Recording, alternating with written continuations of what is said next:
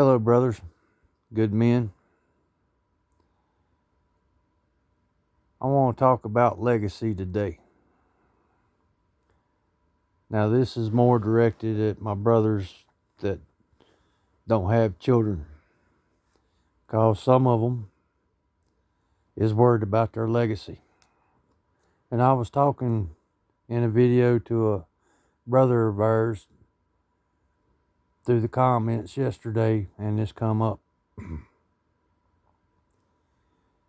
A man's legacy can be many things. Yes, this society says to have a legacy, you must pass on your genes and have kids, but that's not true. A man's legacy can stretch throughout time. I'm going to give you a couple of examples of men that we don't know their names, but their legacy endures today and will endure. The man who discovered fire. We know it's a man, they say, well, it might be a woman. No, it wasn't no woman. It was a man. He discovered fire and he taught it to other men and women, for that matter, after he discovered it. And we still have fire today, and we'll have fire till the end of time, because that's just in us.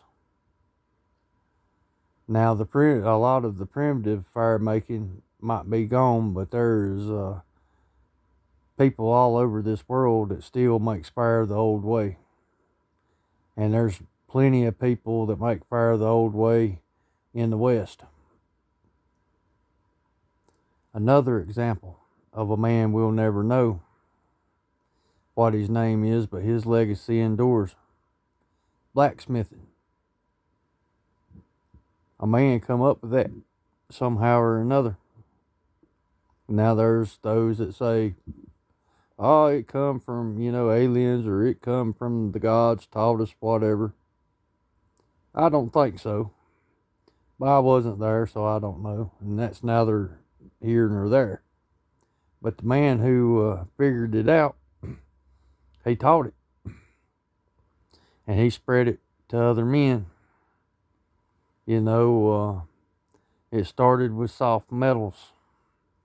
Gold, silver, copper, tin. Then they figured out, another man figured out to put copper and tin together and made bronze. And then from this, another man, pardon brothers, another man figured out, hey, we can do this with iron. And then another man figured out, hey, we could take iron and infuse it with a lot of carbon, and we have steel. This is a type of legacy. Now, the legacy I was talking to my brother on the video about, he took a young man under his wing and is mentoring him, passing on his vast knowledge of, restoring old machines, and knowing this part and that part, and things of this nature. That's his legacy, because as far as I know, he doesn't have a child either. He might be keeping that to himself, but I don't think he would, or I might have missed it. But I'm just about 100% sure that he doesn't have a child. So that's part of his legacy.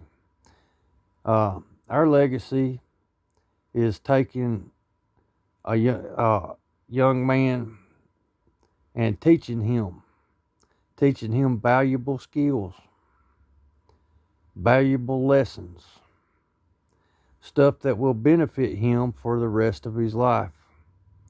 Or a young woman, if you choose to. Fathers pass very good knowledge down to their daughters as well as their sons. But a man's legacy is not necessarily tied to having children. And you men out there that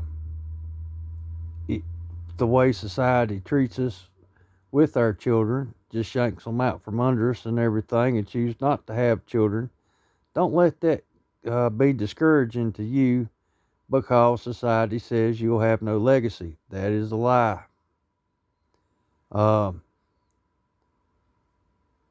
Yes, there's knowledge and things that's lost in time, but we still know about them. The man that created the Japanese samurai sword, it was completely different.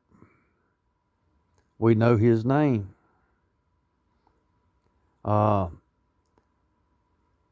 Achilles, his great feats, and his legacy is the admiration and the greatness of him for us to aspire to be like him. Alexander the Great be another one. But it's not necessarily about knowing the name. It's about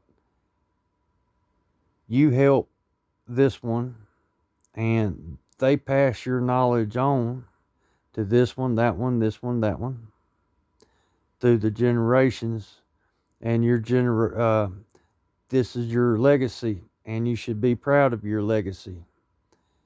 Never be afraid to take a young man and teach him what you know, if you find him worthy of the knowledge.